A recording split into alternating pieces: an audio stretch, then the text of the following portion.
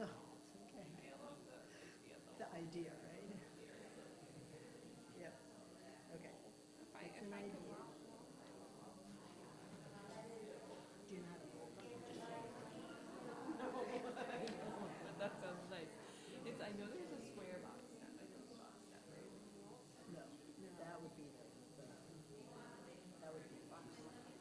Oh, okay. Okay, we won't worry about it much. That's okay. I'm actually there's one guy who's always worried to notice that.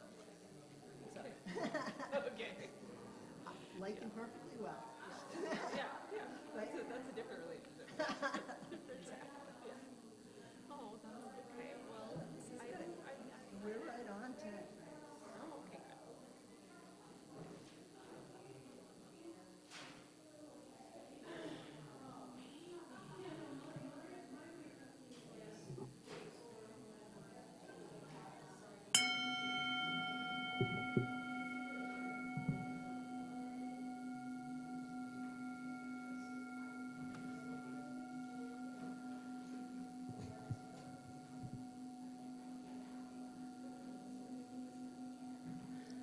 Let us now settle into a spirit of worship with a moment of quiet, to be followed by the music of Ballerina by Etz Kelleraz, played by Matthew Johnson.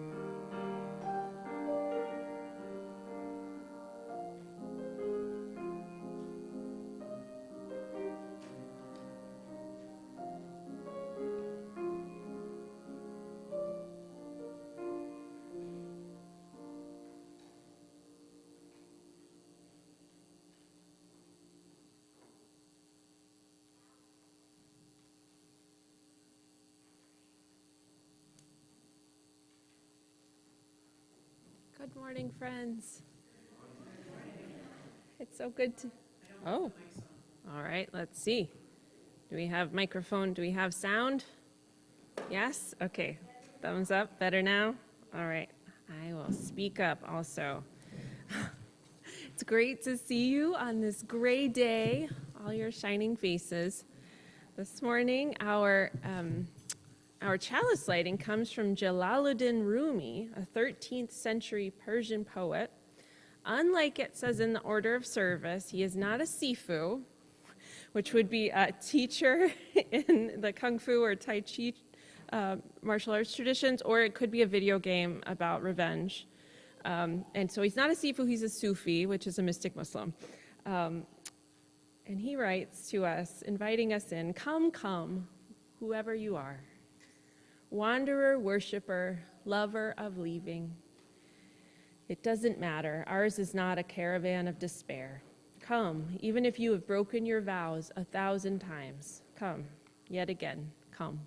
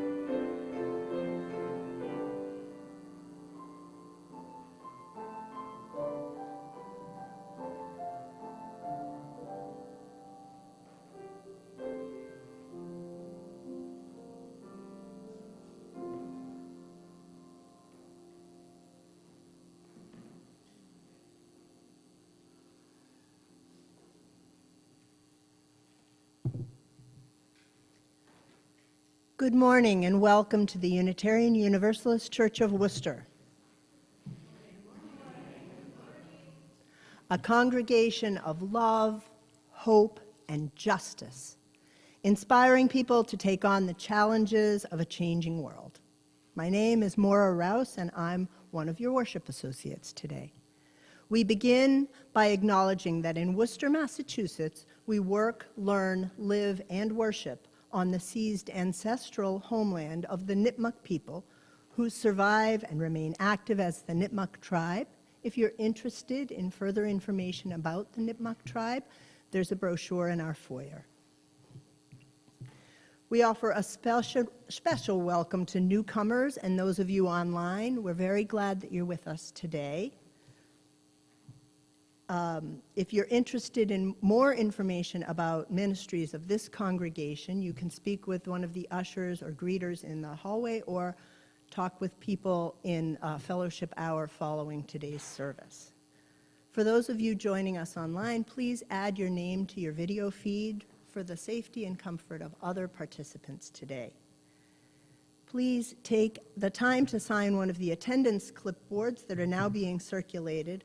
Though you're not obligated to sign in, we do appreciate your information and will use it only for church purposes. Following today's reflection, we offer an opportunity to share a brief personal joy or sorrow. If you would like yours to be read aloud, print it on an index card found in the pew racks and drop it in the collection plate when that comes around. These cards will also be posted outside the minister's office to be shared with friends at other services. For those of you online, please proceed your sharing in the chat with please read so that we don't miss it when we come to that time in our service. In the foyer are large print orders of service and listening devices if you would find their assistance beneficial, and one of the ushers or greeters can assist you with that today. Now is the time to turn your technology to worship mode. And finally, please note the announcements on the back of your order of service. At the very end, there will be a brief time for short verbal announcements following the postlude. We're so glad you're here today and hope this morning is an opportunity for rest, reflection, and rejuvenation.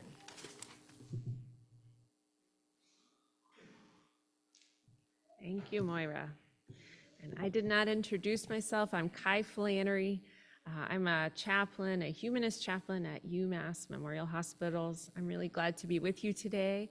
And I know everybody's hearts are excited that you get your beloved Aaron back next week. Yay! So, yes, wonderful. This morning, our opening words are a blessing. And maybe you fit into this category for risk takers and failures.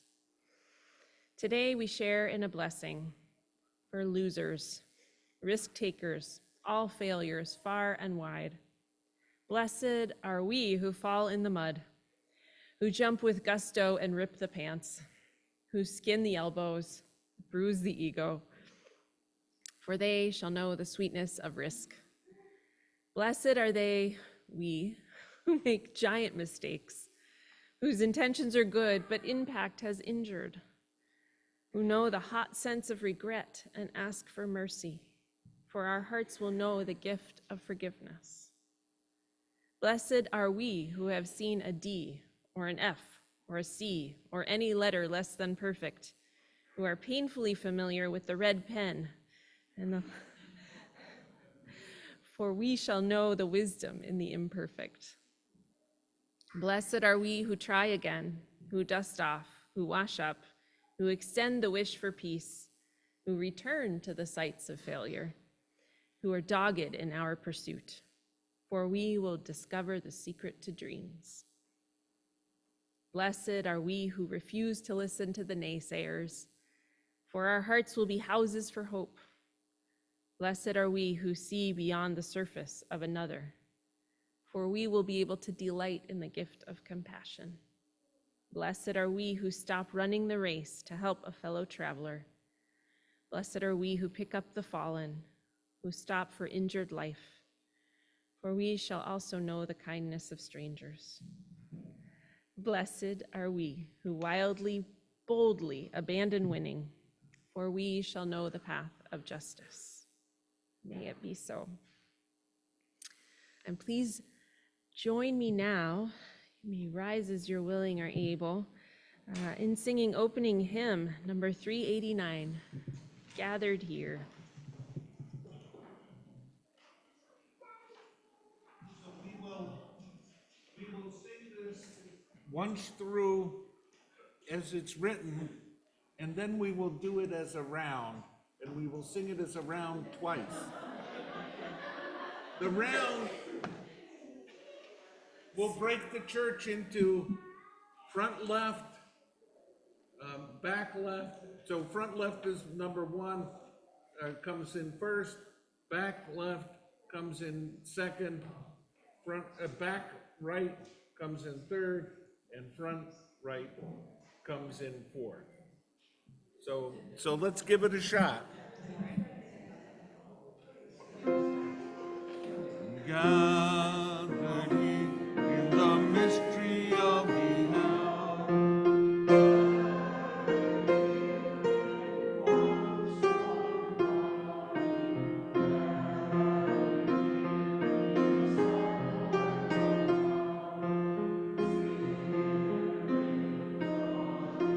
Now this is group one.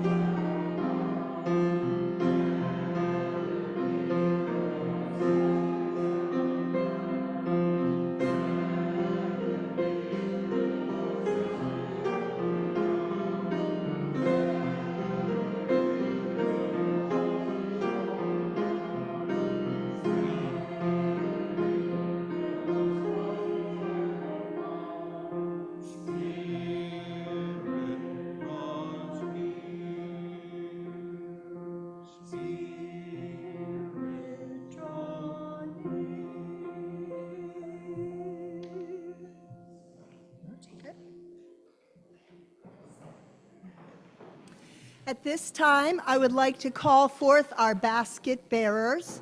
Each week, these participants in our religious exploration program collect change to contribute to the emergency fund of this congregation. If you would like to contribute, hold your hand up with your change and the basket bearers will find you.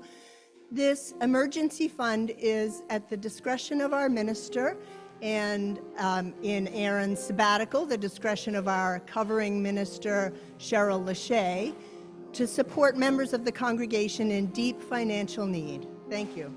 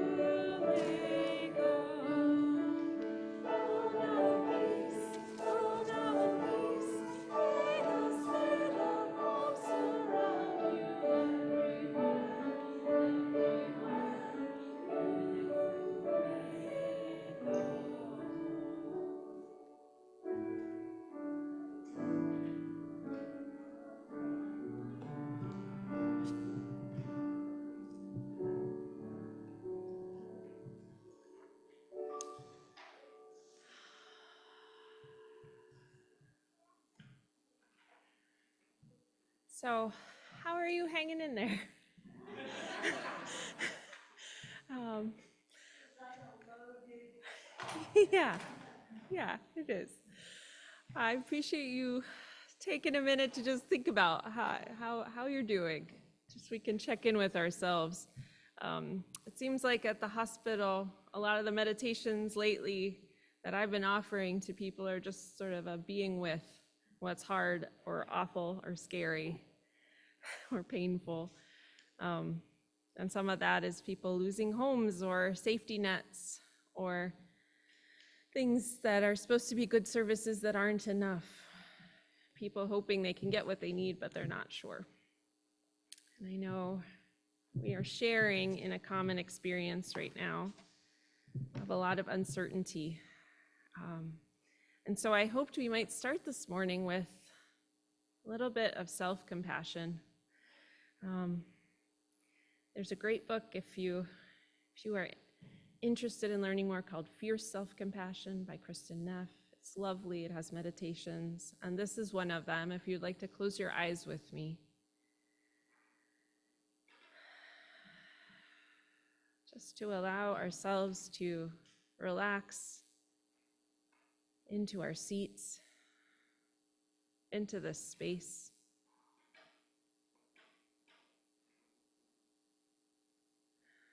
Breathing in through the nose, out through the mouth.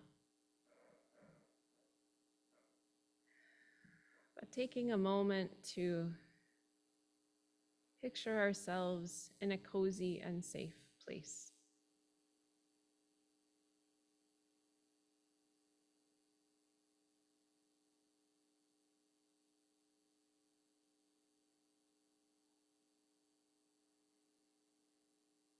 For everybody, this looks a little different.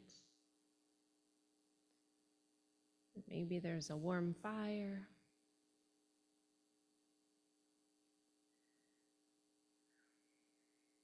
Blankets.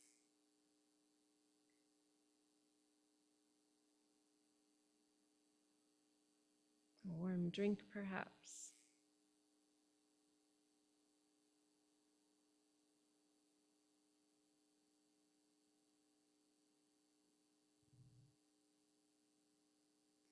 Giving ourselves a moment to envision that space and really breathe into that.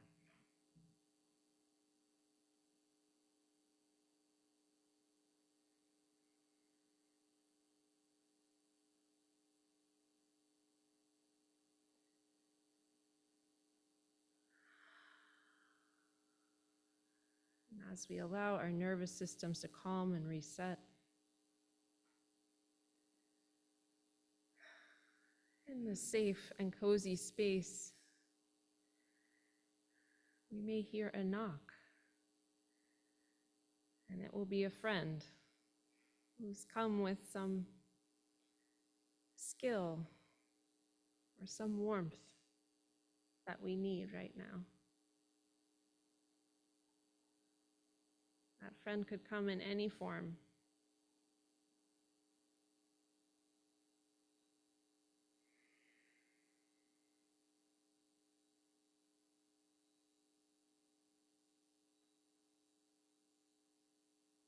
And so let us open up our hearts and our spaces to that supportive friend.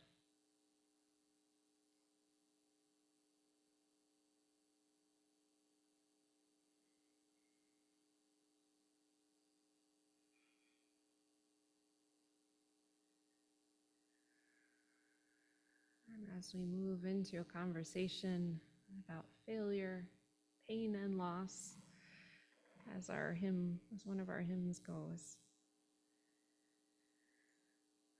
let us hold that friend close and next to us.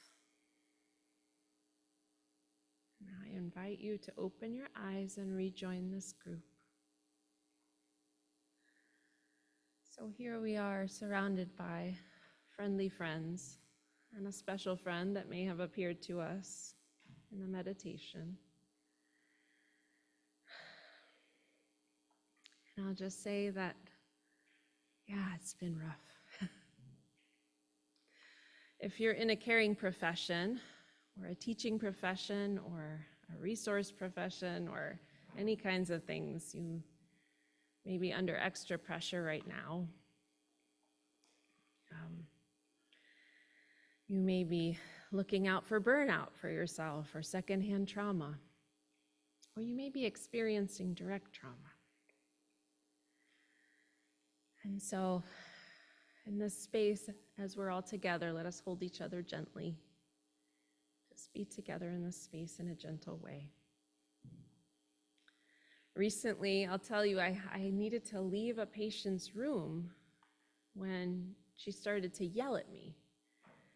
And I wouldn't normally do that. I would normally kind of work through that with her until she could reach a place of calm and comfort. But in that moment, I didn't have my container ready for that anger. I was surprised by it, and I needed some space to breathe. I don't know about you, but I'm feeling the failure of my emotional capacity to some extent right now in a daily way. When that happens to me, I know that I start to focus on taking care of my body in order to take care of my emotions, because they're not separate, as we know.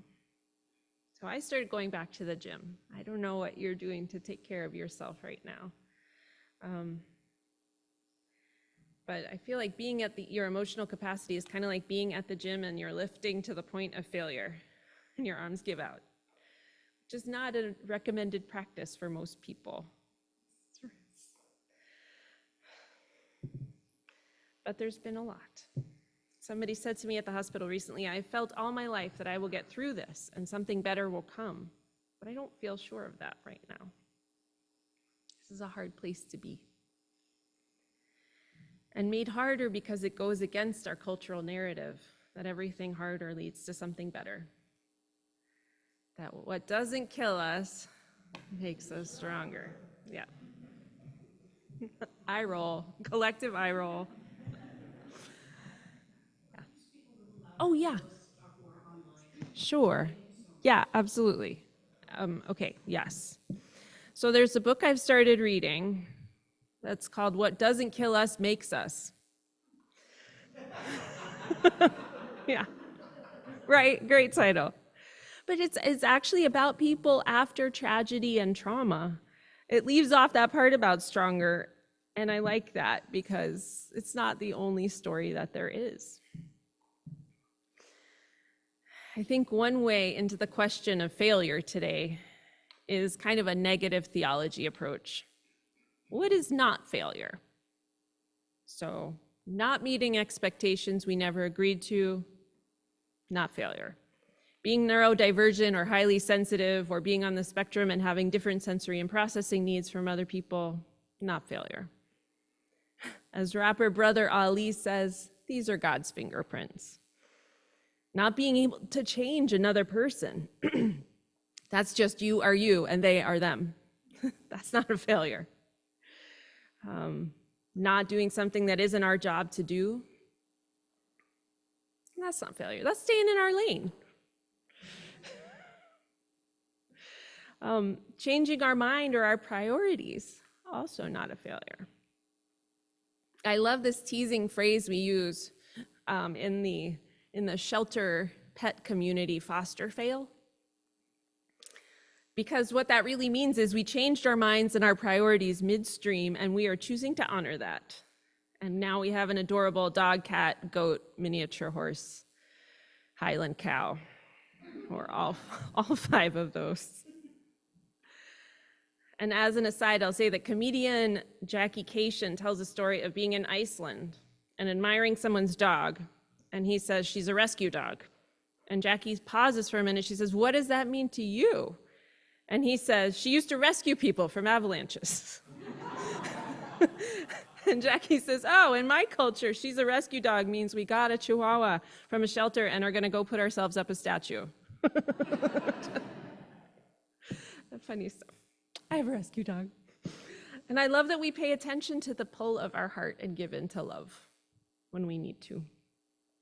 As we consider failure, this idea, maybe something is coming into your mind or your heart into your body.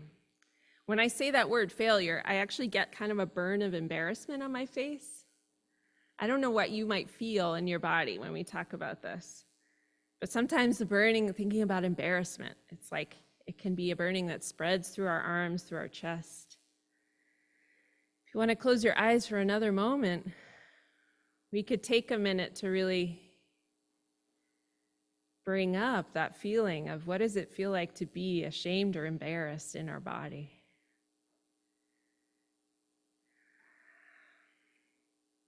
Not too intense. Don't go into it too intensely, but a little. Where do you feel it? I start to feel a little tightness in my tummy. I start to feel a little tickle in my throat. And that heat, that burning, that warmth. So when that feeling comes up, let's remember our friend from the meditation earlier. That friendly friend who comes to support us in our mind. And I could tell you about mine. It's a mama bear, a big mama bear. And I feel like when I can relax, especially like I just did a sitting meditation and it's long and it can get lonely. And it's like to picture a mama bear behind you and you're just like, yep, you're just resting in that big, powerful, warm creature. It helps us loosen our shoulders, allows our posture to reset when we're all tight from that heat and embarrassment. So a visual way into this question could be we're walking up a dusty road. We've got our eyes on the horizon and we're very determined. Our friend is at our side. And on the road we meet failure. What does failure look like for you? Is it awkward or sneering, young or old?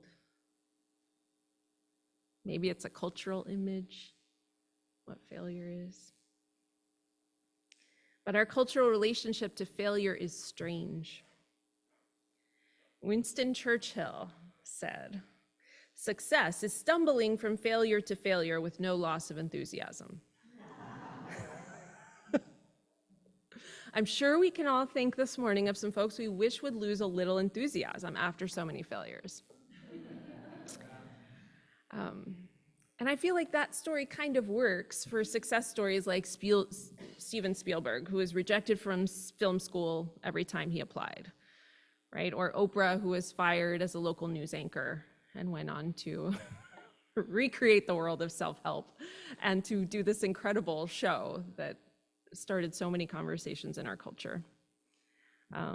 Or Einstein, who failed 6th grade math.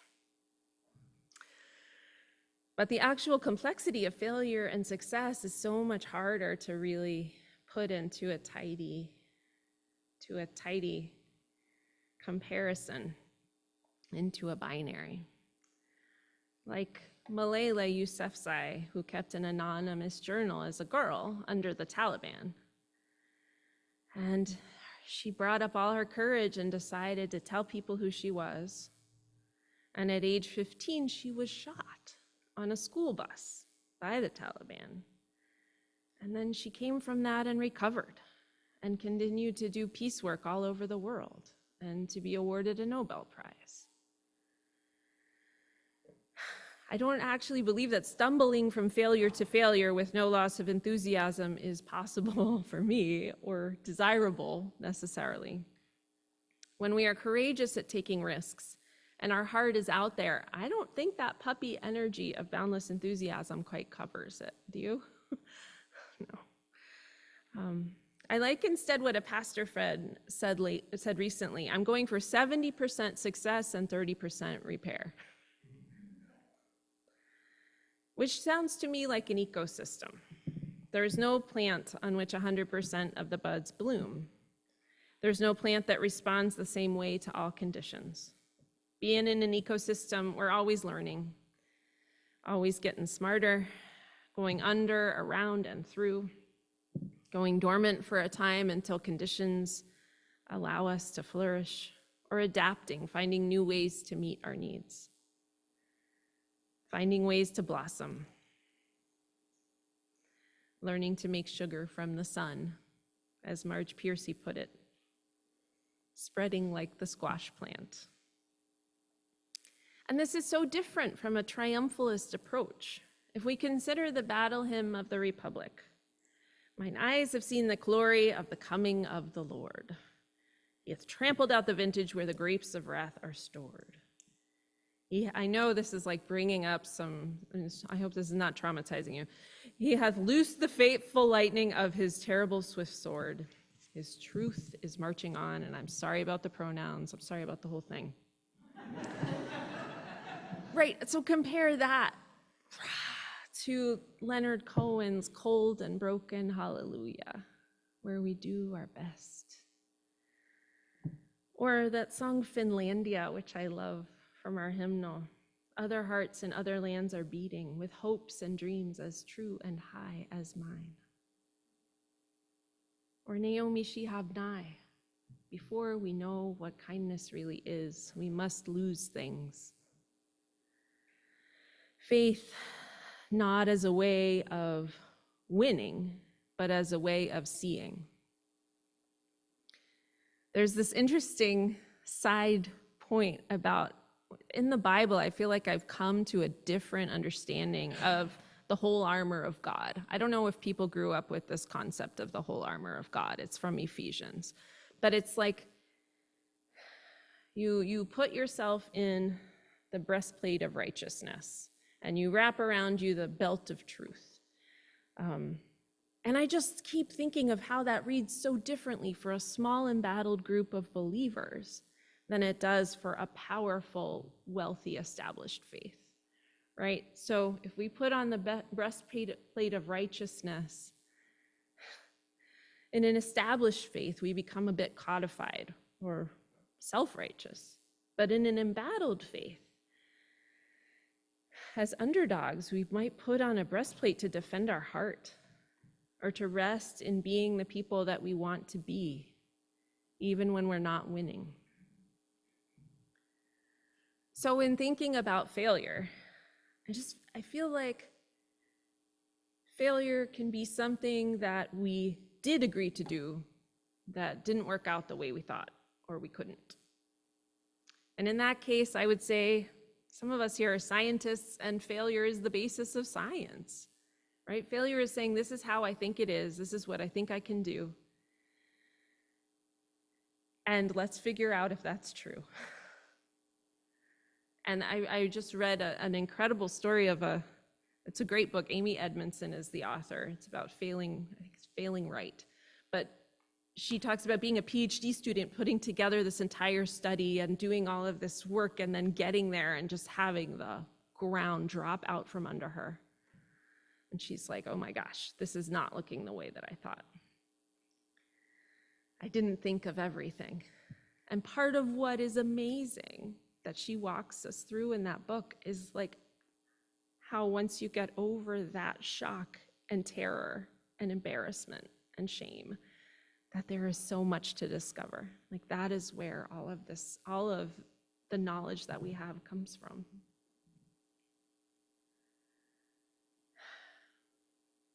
I think another place that we can understand failure is a place where we've disappointed ourselves or broken faith, right? I talk to many parents who will say, I yelled and I didn't want to, and I told myself I wouldn't do that again, and it was just I got in this situation and I lost it, right? Or we can get out of balance with someone we love. We can lean too much on them, or we can not really take their needs into account or their personhood. And here's a poem that I think you'll enjoy from William Carlos Williams. This is just to say, and he died in 1963. I have eaten the plums that were in the icebox and which you were probably saving for breakfast. Forgive me, they were delicious. So sweet and so cold. And he wrote that in 1962. And it was maybe one of the original Sorry Not Sorries. He wrote this poem, though, the year before he died. And if we think about that, would we really begrudge a housemate or a partner some plums the year before he dies? But on the other hand, we're faced with figures like Dietrich Bonhoeffer, who stood up during German fascism and said, no, German church, you don't get to approve of what this regime is doing. And he pointed out the danger of cheap grace, of leaning on forgiveness as a way of erasing what our responsibilities are and how we understand our commitment to our neighbors. I think failure we can understand sometimes as a failure of imagination, a failure of knowing what we have, forgetting who we are and who our people are. When I forget that, I have a little sign in my office from Mother Jones that says, "Pray for the dead and fight like hell for the living." Yeah. But failure as the beginning of growth, as a bud that is going to bloom, is an interesting image. I spoke with someone a few weeks ago, and this struck me as such a beautiful image of beginner's mind. She said, we're working so much, and she wasn't in this city, but she said, we're working so much on our marriage. After the kids were in bed, we were sitting in the closet with my husband and me going through this respectful, nonviolent communication talking points like we were kids, right? Which is like such a lovely image, just going back to the beginning and saying, okay, let's do this ABC one at a time. And I think that part of what that points us to in failure is saying yes. As Rumi says, this being human is a guest house, every morning a new arrival. A joy, a depression, a meanness, some momentary awareness comes as an unexpected visitor. Welcome them, entertain them all. Or in improv comedy terms, a yes and, right? Do people know about this? Yes, so good. A friend of mine who teaches improv sometimes, she shared that she will do that when she teaches her students, she does the fail challenge. And I wonder if we could try it here in a moment. I can start. Basically, you get to raise your hands up. And after I say this, I need you to applaud if you can. So you say, I failed. Thank you, thank you, thank you. I don't know if you all would like to try this with me. Okay, 1, 2, 3. I failed, woo! Good job, friends.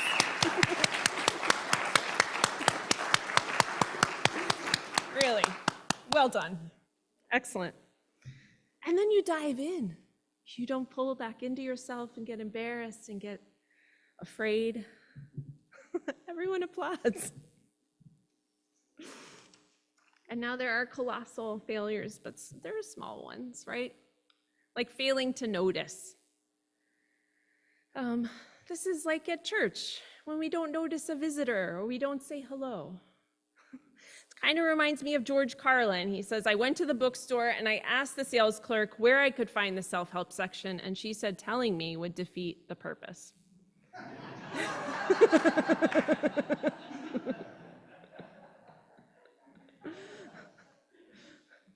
Or there's also failing to achieve a thing we wanted to achieve, which I love because that is why we call things like medicine or chaplaincy or meditation a practice. We bring ourselves back to it again and again, back to our breath. As Pema Chodron puts it, one of my favorite Buddhist teachers, holding the rawness of vulnerability in our hearts. That rawness of vulnerability, when we can open it up, it can contain curiosity in it, not just fear, right? Do I have any science fiction fans here? I thought I might. Okay, so Frank Herbert in Dune. If there's one like little succinct piece of wisdom that came out of that, does anybody remember? Does anybody remember something that came to you? Fear is the mind killer. Yes, fear is the mind killer. I think we all need a t-shirt of that right now. Fear gives us adrenaline, it gives us focus, it dulls our pain for a time, but curiosity gives us complex perception and creativity. As Marie Curie said, nothing in life is to be feared, only to be understood. Now is the time to understand more that we may fear less. Or a colleague whose name is Valerie Kaur, who is a Sikh, which is actually pronounced Sikh, but I thought you might not get it if I said Sikh, so I'll say Sikh.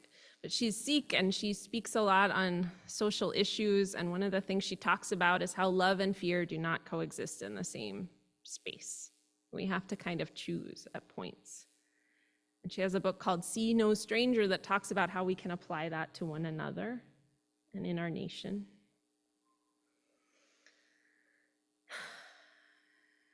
And I think too, that in thinking about failure, one of the pieces we can do is try to right size it, right? Like, I remember when I first crashed my car at 21, I was like, oh my gosh, I really did just fail at being an adult.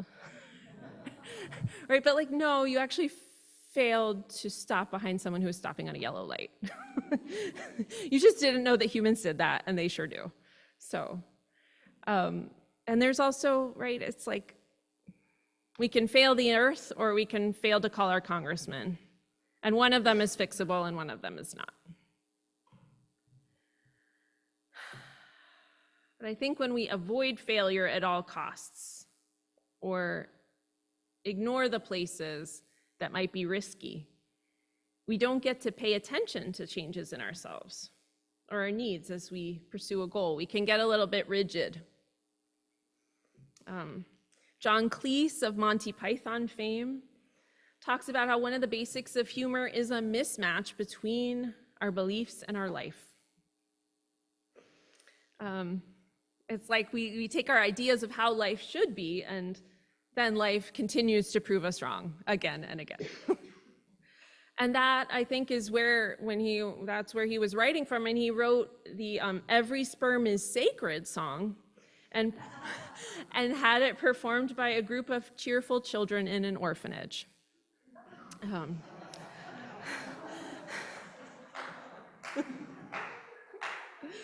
Life shows us where our rigidity doesn't really work. But I think one reason that it's hard for us to reckon with failure is that it pulls so many things with it. There are so many companions on the road when we meet failure. It could be grief. If people want to call out other things that might come with it, that might come with failure for you.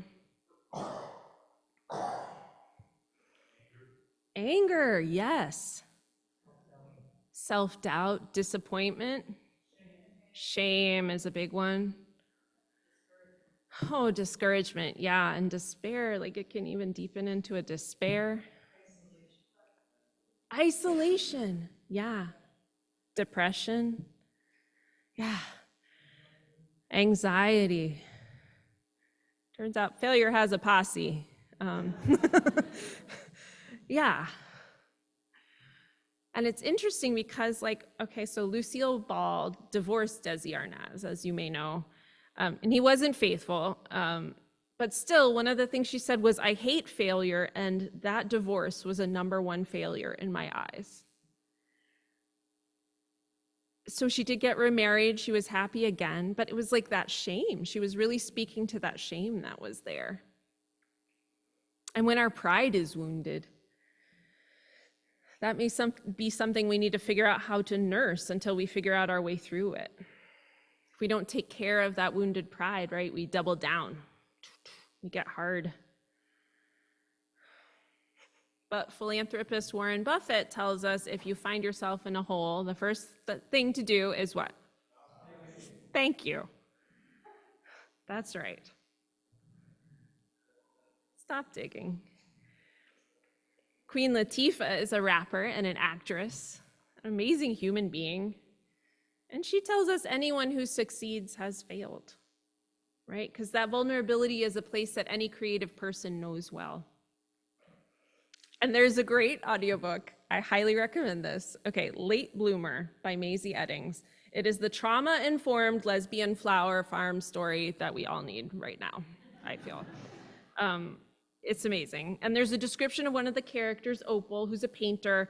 She's painting, being so careful, and then she blots the painting.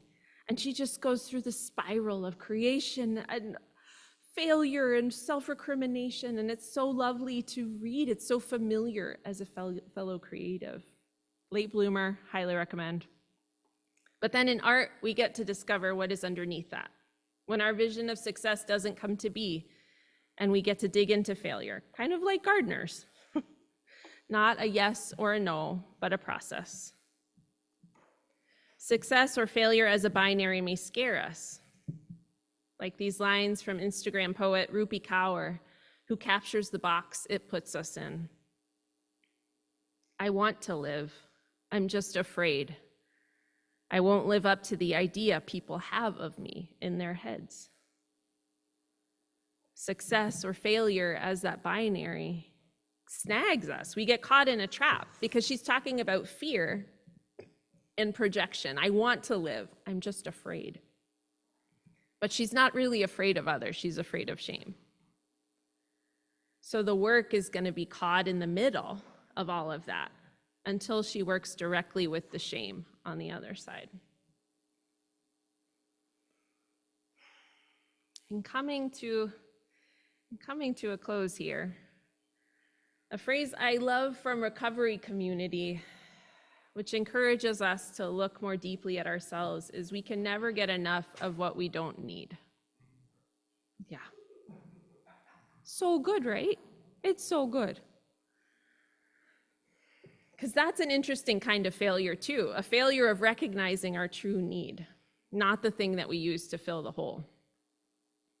And that kind of failure may even walk around wearing the clothes of success.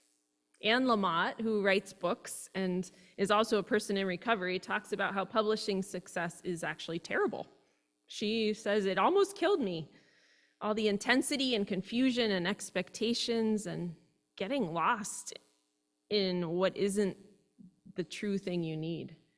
And she's backed there, you'll be glad to know, by the Tao Te Ching, success is as dangerous as failure. Hope is as hollow as fear. If our success feels hollow, I'll give a random example. You have an immense business success, but it doesn't fill a hole. You can't stop trying to dominate because you failed to gain your dad's approval, and your dad's critical voice can't be appeased, it can only be healed. Random, just,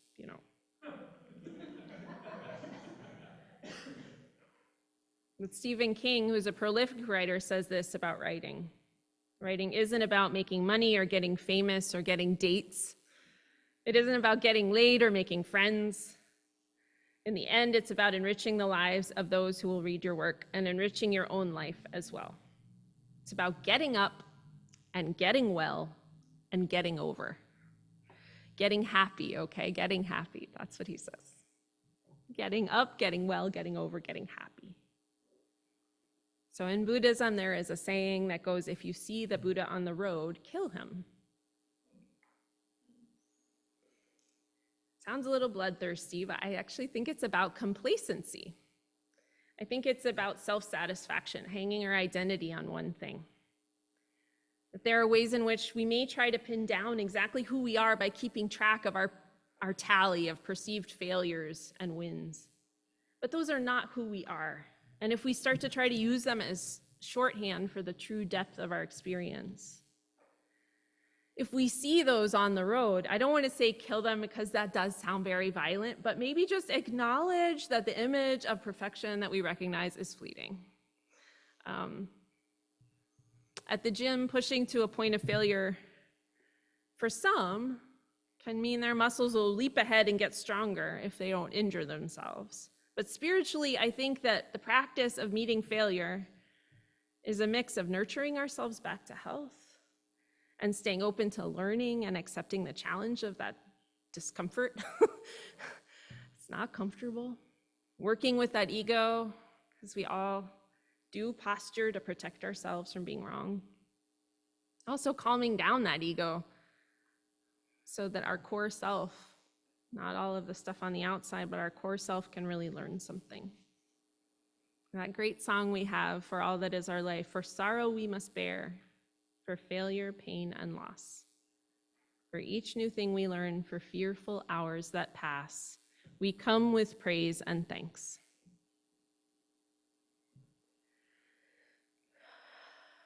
In our time of joys and sorrows, if you wish to share some piece of what the service brought up for you, I hope you will. And now I would invite us to just go back to the same road we were on at the beginning. Yellow road, maybe desolate, kind of dusty.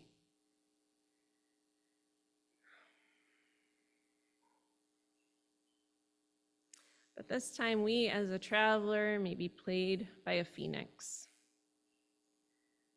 Blue and red and golden, with glorious feathers. We're moving along the road, and sure enough, once again, we meet failure.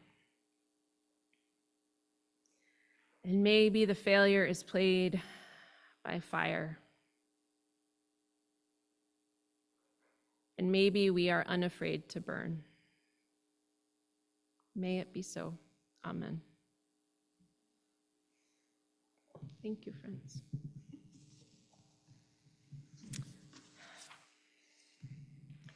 And now we get to invite up for our 8th principle moment, David Showalter. Thank you, and maybe a little update from the Stewardship Committee. Thanks, friend.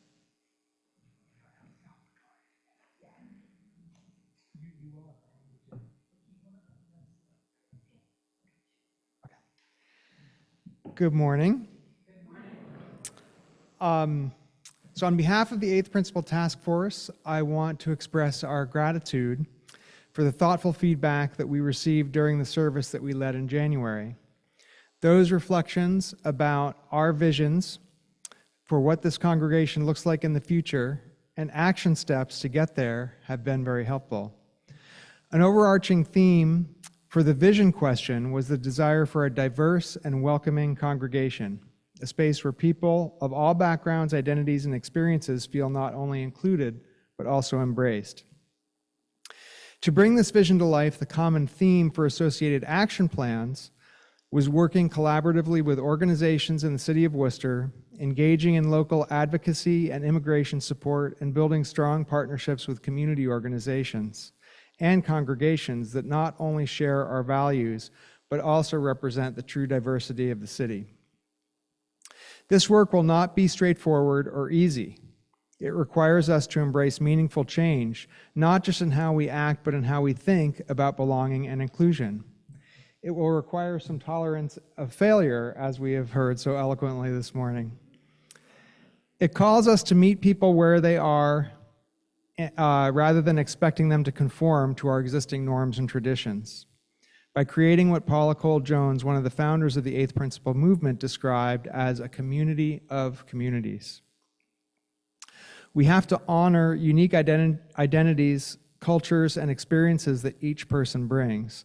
This means reflecting on the nature of our existing, predominantly white demographic, listening deeply, adapting our practices, and being willing to let go of comfort zones in order to truly reflect the diverse world we aspire to serve. So we would like to conclude this with an invitation for a member of this community to help lead this effort with the full support and structure of the 8th Principle Task Force. Please reach out to any member of the 8th Principle Task Force or send an email to 8thprinciple@uucworcester.org. That's 8th with an 8 and a TH. Together, we can ensure that these initiatives are sustained and impactful. And so we thank you for your continued commitment to this vital work. So now I'm going to take off briefly my 8th Principle hat, and I'm going to put on my stewardship hat. And I would just like to congratulate everybody on where we are here. Now, we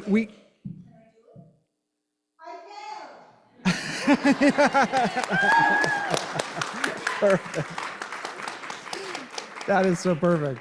Yeah, so, we set out saying what we really needed was $326,000, but I want to emphasize that what we got last year was $211,000. At 240, there's still one or two people that we're chasing, but this is pretty much where we're going to end up, at over $240,000. There is a huge number of new pledgers, a huge number of people who increased their pledge, and so we just really want to thank this community. Thank you.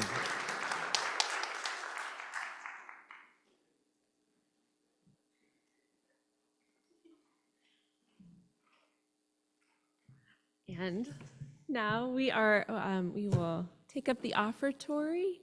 But hold on, I'm sorry. I need to read this for you. This is a financial offering to continue the mission and ministries of this congregation. I invite you to participate in the offering as the plate comes around and give as it makes you feel good.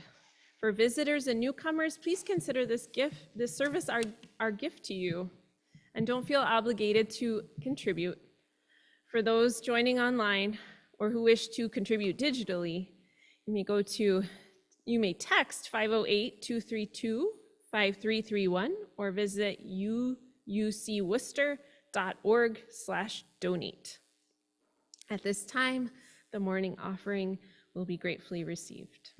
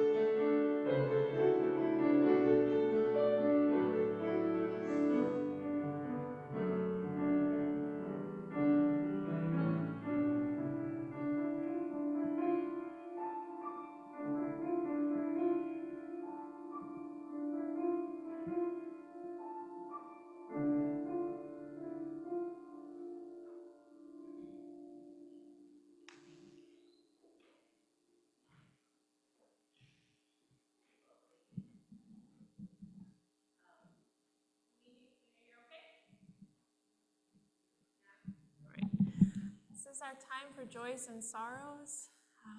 This is our time to let others in our community know what's going on for us. And please feel free to come up and offer a brief update, a joy or a sorrow. Feel free to light a candle, and you can form lines to the sides. nobody's moving, I'll start. All right. I'll just say, my mother-in-law passed a year and a half ago, and this is her scarf, and I feel really grateful to be wearing it today. Yeah. Feel grateful for her.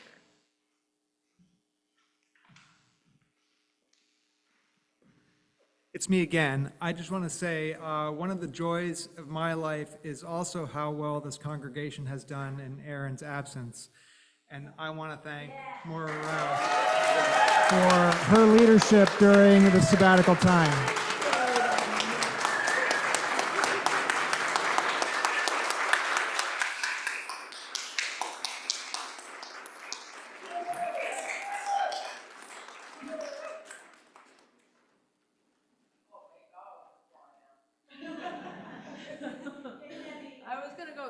I was going for third.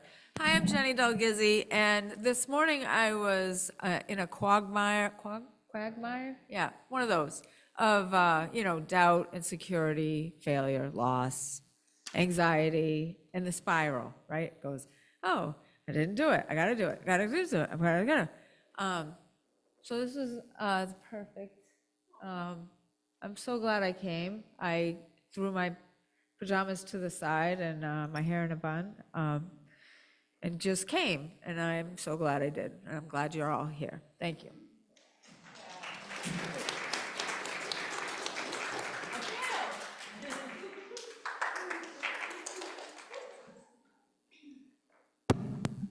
Good morning, my name is Joe Revo. You folks know me for some while, and just want to let you know, as you can see, I'm not wearing optical enhancements. It's been a while since I've been able to actually see without them, and it's nice, and just want to say thank you folks for hanging in with me, and man, I have been dealing with one of the longest April Fool's jokes ever, man. I mean, yeah, it's the 13th, we've got snow on the 12th, but yeah, it's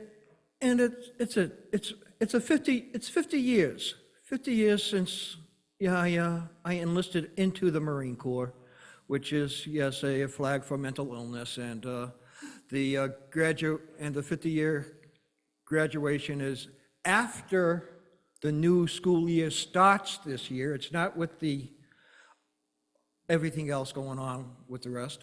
And I just want to say that with all of this taken on, I have been able to immense a grandchild for each and every one of those symbols. Okay?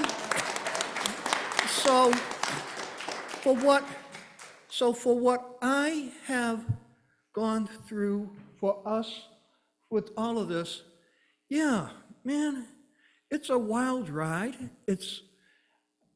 We put all this together. It was a bicentennial, it was the 250th of the country, folks.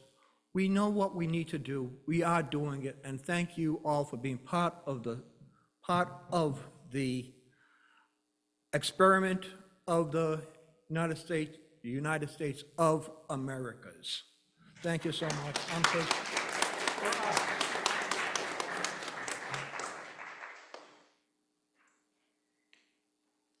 Hi, I'm Courtney Brooks. I'll be quick. In August, I lost my job, which is super demoralizing. So and every day you kind of like feel it in some way, shape, or form. I don't know if you guys have been there. It stinks.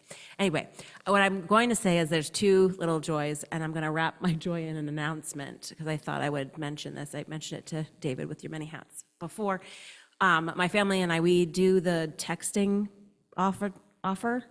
And we keep it going, like even when we're not here. So if we can't be here, like during regular times, even during the summer, and I know that we can't really, as a community, sort of count on that money, but I think if more of us were, put a little bit in that every week kind of came out, just so you know, you can do it recurring. And it's a joy, even in my not being in work, it's a joy to be able to still know that I'm contributing what I can to here and to GBH. Those are the two things I will never give up. So I just thought I'd mention that because I think from where we are to where we need to be, it's going to be like piecemealing some creative ideas. And so I just thought I'd share that one.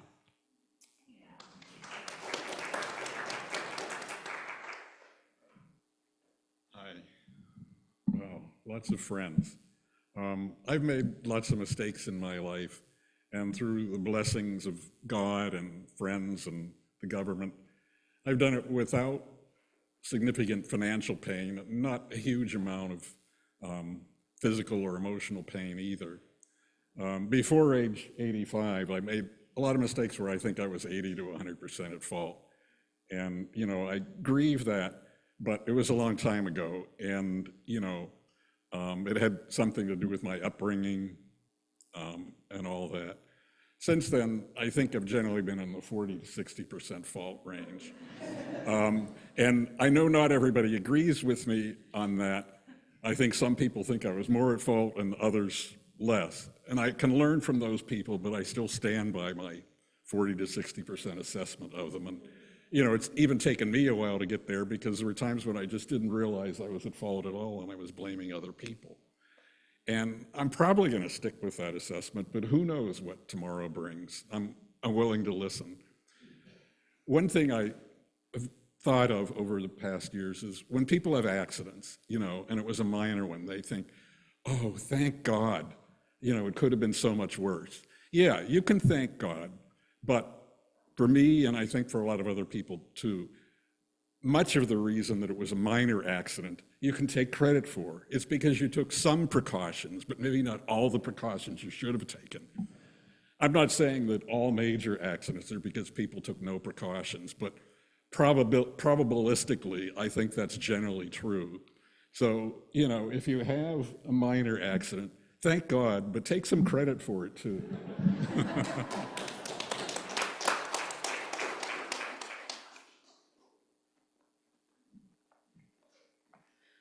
Good morning. My name is Dawn Dowd. I have the honor of sharing joys and sorrows for our online community. Some of you may have noticed that there are some people missing. It's our Women's Runaway Weekend, and we have a note that Dee has shared. Hi, all from all 17 of us from Row. We're having a great time, having great food out here, and the snow didn't slow us down. So they'll be back, I'm sure, next week.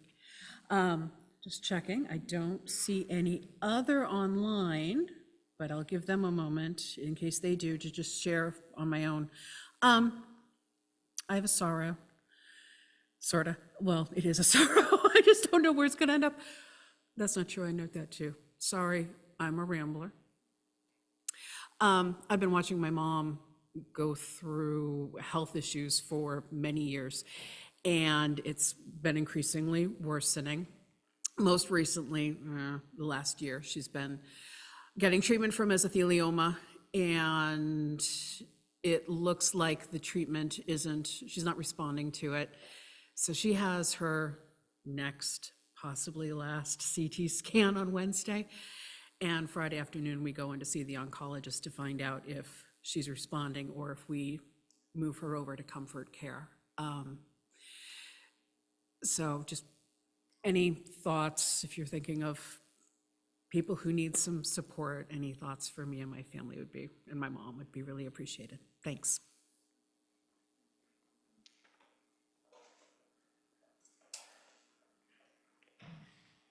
My name is Andrew Wilkin, and I am actually less of an Andrew Wilkin than I was a couple months ago. I have been working hard at this, and I felt like didn't know if I needed to share this, but I felt like I wanted to. End of January, I weighed myself and I was 217 pounds. And over the past few months, I have been tracking and working and walking and doing my damnedest. And I am now today at 193.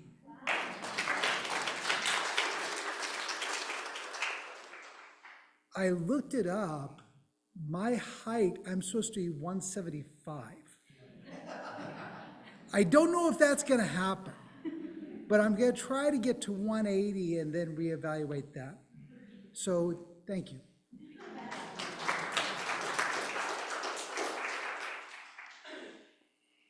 I've lit one last candle today for all the joys and sorrows that we hold in our hearts that remain unspoken.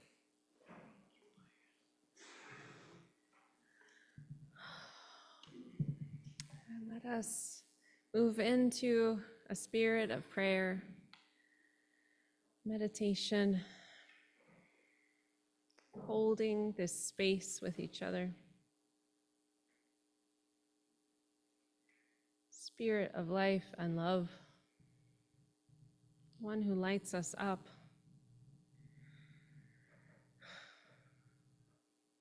one whose light we shine, one whose darkness we honor. We thank you for this community. We thank you for the ways in which we put our arms around each other in the moments when it's needed. We thank you for the encouragement we can give one another.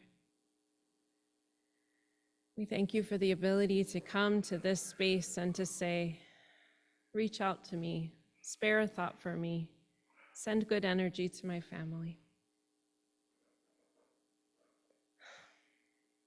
We come to you not as maybe the being who would put your finger on the scale and change everything, but as a source of energy and life.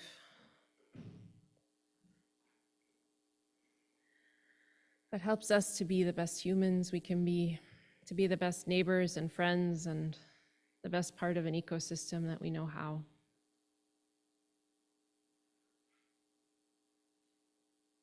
And for that, we offer gratitude and also a kind of promise to see the holy in the dirt, to see it in our failures, to see it in our sunny days and our days of wet snow, to see the holy in our children, in our friends, in our partners. And we just thank you in advance for giving us that lens, the ability to see the holy in ourselves and one another. We give gratitude and ask support. Amen. Thank you, friends.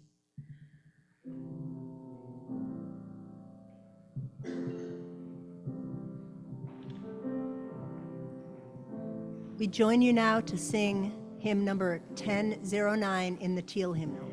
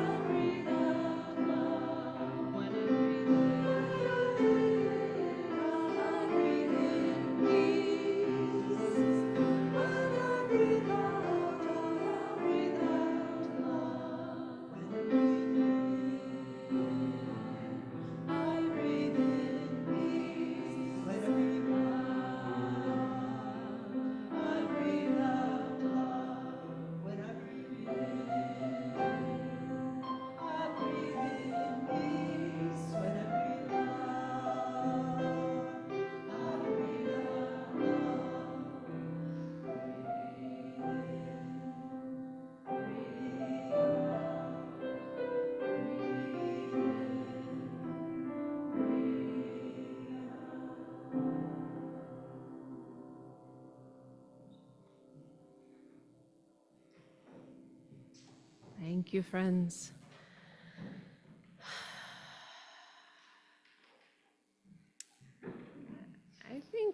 I think looking at our time, we may skip our last hymn, if that's okay with people. Not if that doesn't hurt your feelings. That's okay? All right. Okay, and then, yeah, I think in this moment, before we go into our postlude, let us just take a few breaths more together. Breathe in and breathe out.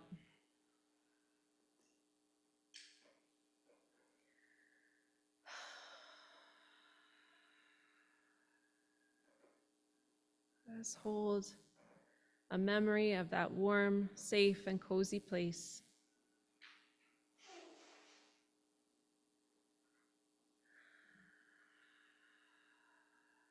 Let us hold a memory of the friend that we call in to help us.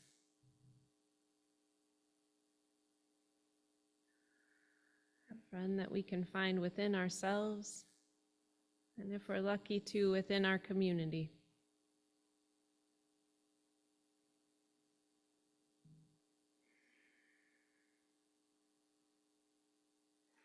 And as we sit in this cozy space and prepare to come back to this world, which is a bit more gray, a bit more chilly, let us remember the words of Mary Ann Rodmacher.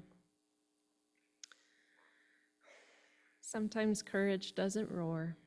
Sometimes courage is just what helps us at the very end of the day to say, tomorrow I'll get up and I'll try again. May it be so, friends. Amen. Thank you.